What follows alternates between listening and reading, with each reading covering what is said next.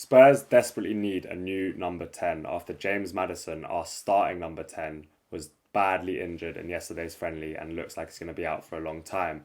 I think Spurs were probably in the market for a 10 anyway to cover him, as we know Kulusevski's also out, who can cover there as well. So let's get into what I think Frank wants from his number 10. So starting with, obviously, this is the shape that we've been looking at for most of pre-season. I think what we've seen is either one of the fullbacks tucking in here and one of the fullbacks going higher, or we've seen both fullbacks on the same line as the pivots. And it's been a lot of this recycling the ball.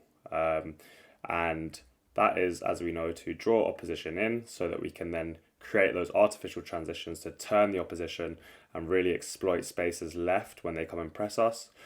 And so what we've, I think, been missing in terms of our chance creation is we are good at circulating the ball like this, but it's down to mainly these two pivots, but obviously also Porro and Romero at times, to when it's on, now can we turn them and play in? Because once we've drawn that press in, we'll need to be able to exploit it. And that takes a brave passer through the lines. Someone in the 10 position who can receive it on the half turn. But also, I think because of our lack of a progressive passer in midfield, this pass is going to be quite rare, I think, because this takes quite a high skill level to be able to consistently play that pass through the lines. And I don't think we really have that profile in the squad, to be honest. So what I think is going to be needed, and I think this made sense why we're targeting someone like Gibbs White, is the 10 is going to need to drop into these areas. So with Maddison, I think he'd be great at this and coming to pick it up on the half turn, these sort of deeper half space-ish areas, be able to pick it up on the half turn. Can he then carry it and then create? And I think having someone who can do both that and then also come and work in these final third areas is vital. But also, not just a carrier, maybe someone who can, they don't necessarily need to be a really elite transitional threat, but can they then turn, combine, get the ball back, maybe switch it out, and really just advance our play and help us progress. Because at the moment, it's a bit too pedestrian in midfield. I think one thing to add is we're probably also considering left wing looking a bit light. I think maybe Tell might be considered more as a striker. So at the moment, we're looking at just Odebear, and obviously Tell can play there.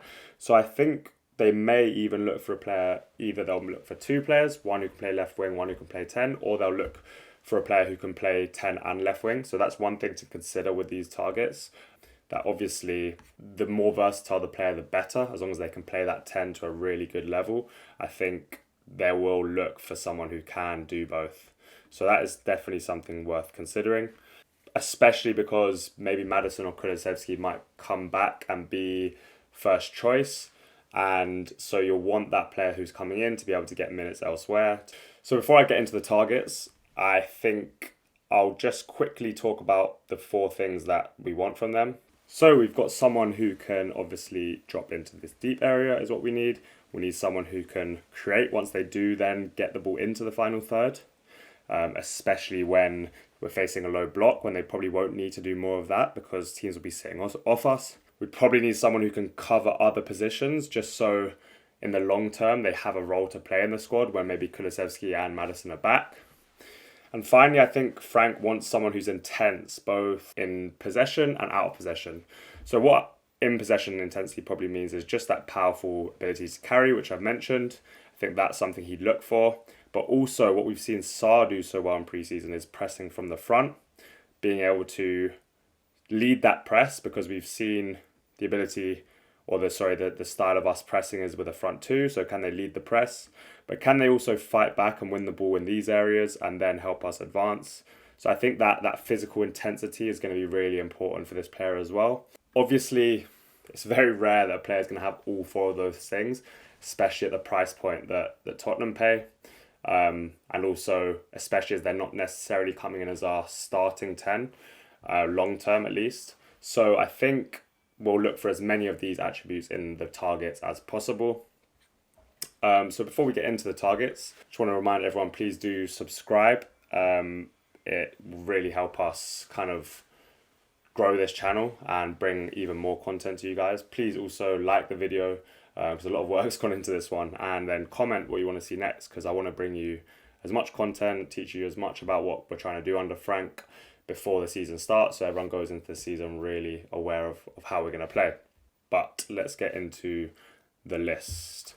So, starting with Magnus Akliuch as an honourable mention. Akliuch is a player of Monaco. He's a French player. He's predominantly actually played more right wing minutes.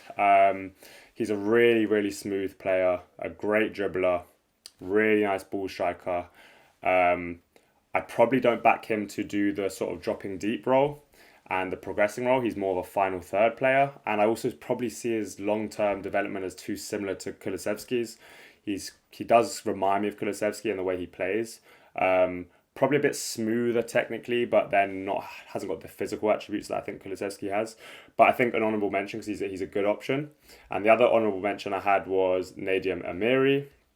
He's a 28-year-old German international, really experienced. Physical profile quite similar to Gibbs White. He's very tenacious, very intense in terms of the way he can carry the ball, but also win the ball back. He's a great presser. So be really able to drive us forward and lead the press. And he has got leadership qualities as well. He's captain Mainz. But I think the age profile probably seems unlikely as he's 28. And he has been inconsistent throughout his career. He was obviously tipped as a bit of a wonder kid when he was younger, and then didn't quite work out, and now has found his form last season, but we don't know how sustainable that might be. And I just think the age profile is potentially unlikely here. He's also probably not able to cover on the wing, as I've mentioned. But going into the actual top 5, I want to start with Harvey Elliott. Now, I've seen a lot of people talk up Harvey Elliott, and I'm a big fan of the player. I think Harvey Elliott is a really tidy technical player. So intricate in terms of tight spaces, and I think where you'd really enjoy watching Harvey Elliott is against low blocks. I think Elliott would operate really well in between the lines. I think he's great at receiving these tight, really packed areas, and because he's so intricate, such a low center of gravity, he can really escape pressure, and he's so creative in these ways, and like sliding the ball through here. But even if it's really tight here, as often it can be against low blocks, he's able to kind of find that eye of the needle pass. So I think against low blocks, Elliott is a really fantastic option. Where I think Elliott might struggle is transitionally and in general physically. I think he's a great creator, but he does lack intensity, and he lacks sort of athleticism and that sort of role where he's dropping deep and then carrying us and driving us forward. I think he's really going to struggle in doing that. And in the same way, I think he probably will struggle to press as well. And so what I'd see for Elliott if he was at Spurs is he's operating just being more static in this 10 area, because if he is going to drop deeper here, I don't really back him to then be able to, let's say he plays into Solanke here.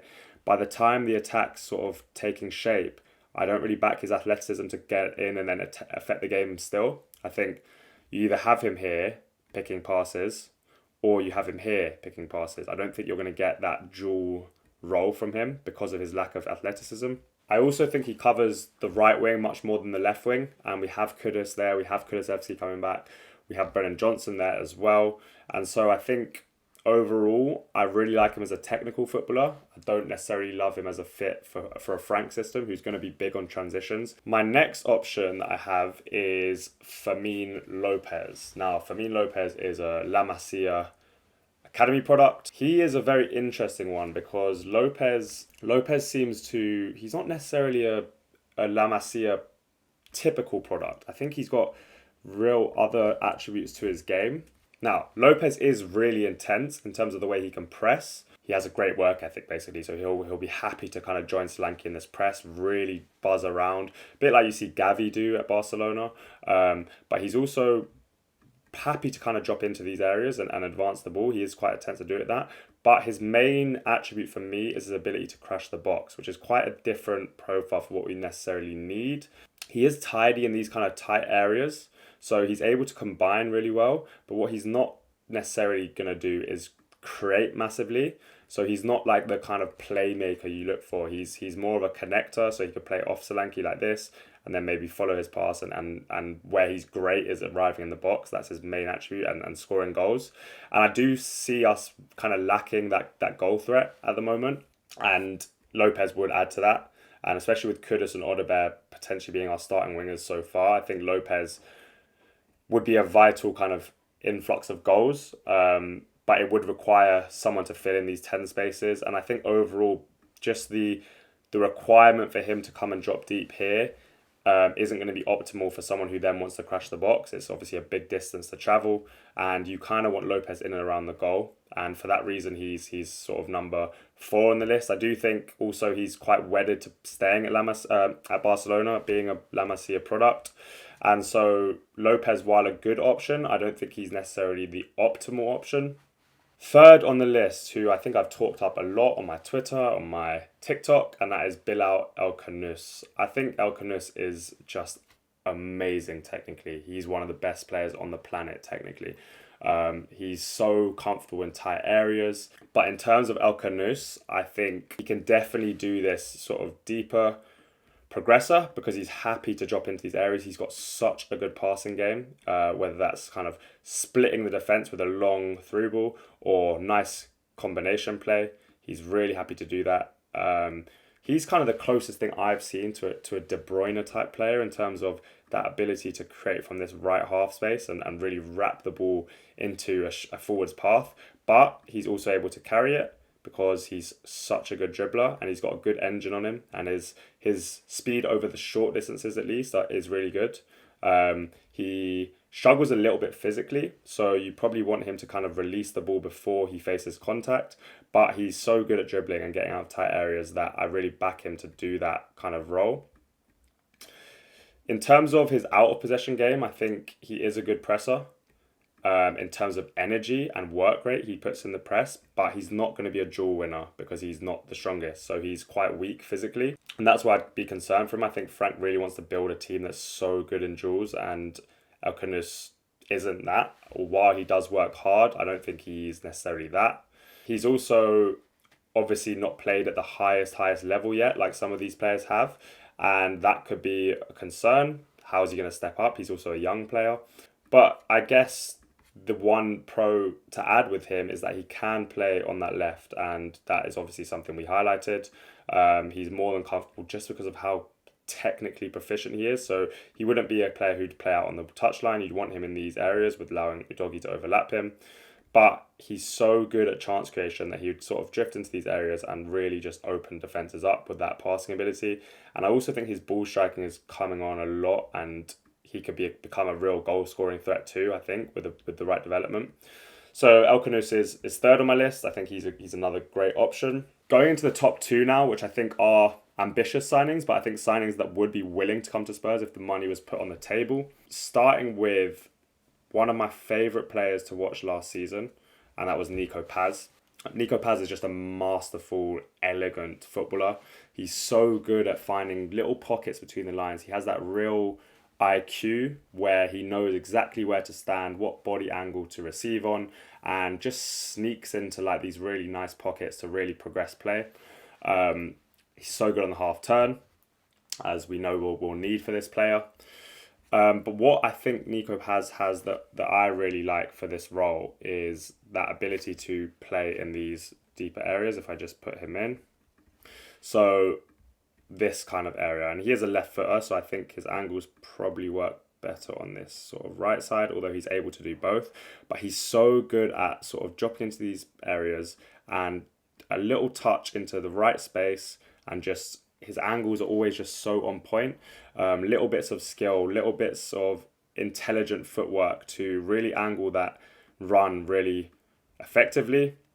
His touches are just so smooth basically every time he receives, and then he's able to then, once he gets into this final third, he's also a very creative player, slipping passes through, but also got a real good ball striking ability to let shots off. So he kind of ticks all boxes in terms of that ability to kind of drop into these areas, be progressive from deeper areas, but then also carry it into the final third. And I think that is one of the reasons that I really like him for this role.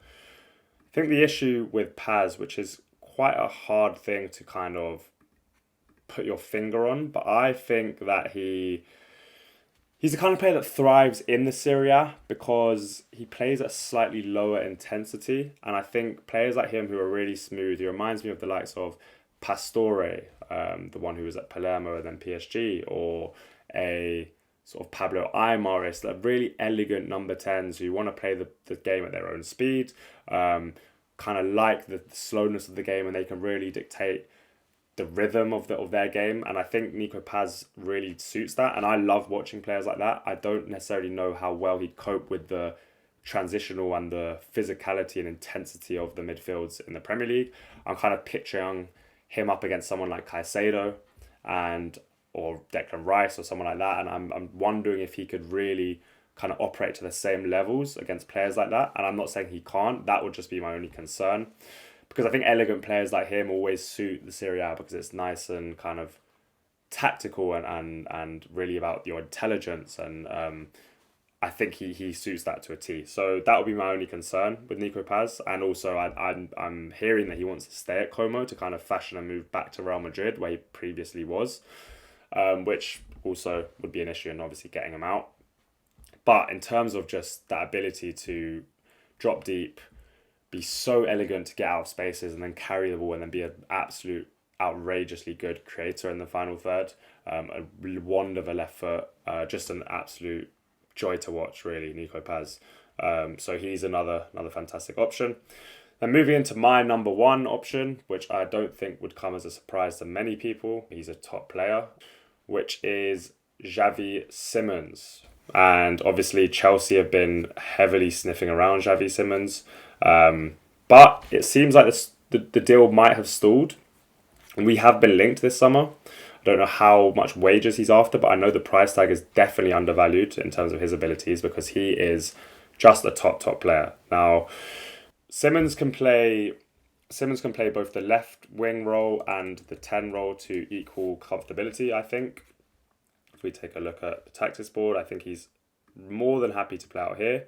He's more than happy to play in here. I think what he's also more than happy to do is play as a number 8. So that really suits his ability to come and pick it up in those 8 areas, especially in that sort of half space. And because he's such a powerful and intelligent carrier, he'd be really good at dropping into those left spaces. And I think that would really suit us and him.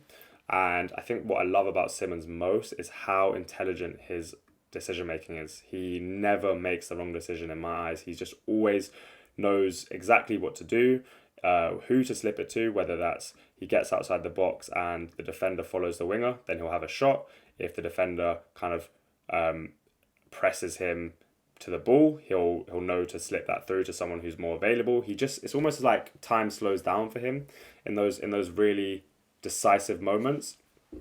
And Simons he's had the football education that you expect, because for someone to be that smart, he's obviously had amazing coaching. He's at Barcelona Academy, he was then at PSG Academy, and it's clear in his game what kind of education he's had because he's so intelligent.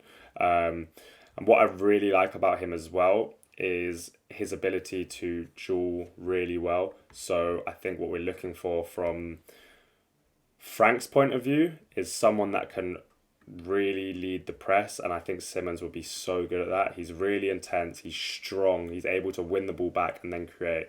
He'll be happy to kind of chase back in these areas and win it here, but also happy to make that front two and win it really high. And then once he does win it, you know he's going to be decisive because that's the kind of player he is. He doesn't kind of take his foot off the gas or get too casual in the final third. He knows that it's about output in the modern game. He knows he needs to get goals, assists, and his ball striking is really strong as well. Don't really have any cons with Xavi Simons. The only cons are wages and whether he's off to Chelsea. I think Xavi Simons will be the perfect signing. I don't really have any concerns about him as a player, but also as a fit. I think he fits perfectly. And so basically, Daniel Levy, please go and get that one done. I mean, that would be a dream signing for Spurs. But overall, that's my list. There's others on there, but I think no better players than what I've mentioned. The last person I forgot to touch on is Eze. And I think the reason I didn't add Eze to the list is because it's been reported that Frank doesn't want him. So I kind of just disregarded him. I think part of the reason Frank might not want him is because he's not necessarily the most connective player, I would say. I think he probably could do this. I'm trying to find reasons why Frank might not want him, and this is the kind of reason I came up with. I think Eze wants someone who wants to kind of pick up in these areas, or whether that's these areas, combine, but his combinations are more about can I work a shot? He shoots heavily, his shot volume's really high. So his kind of dribbles are often to work a yard to shoot. He's happy to kind of drift out to these areas and play a 1-2 and get shots off there. Or he's kind of a player that wants a free roll in the final third, but probably out of possession isn't necessarily going to want to press really well. He does work hard, but I don't see him as a kind of duel winner, and more of a kind of goal threat player. Although I know he can be really good in these 10 areas. I know and a lot of this probably is context around him playing for Palace and is a bit of hero ball over there. But that was the kind of reason I could come up with. I don't think I can really see why Frank would reject him totally, but I think maybe at the price point quoted, that could be part of the reason. So I just wanted to touch on that quickly as well before people comment about Eze. But overall, yeah, please tell me which number 10 you'd like us to sign. Please tell me what kind of position and tactical point you want me to cover next. Please do subscribe as well. And hopefully Spurs get this deal over the line as soon as possible because it's desperate at this point. But yeah, hope you enjoyed it and come on, you Spurs.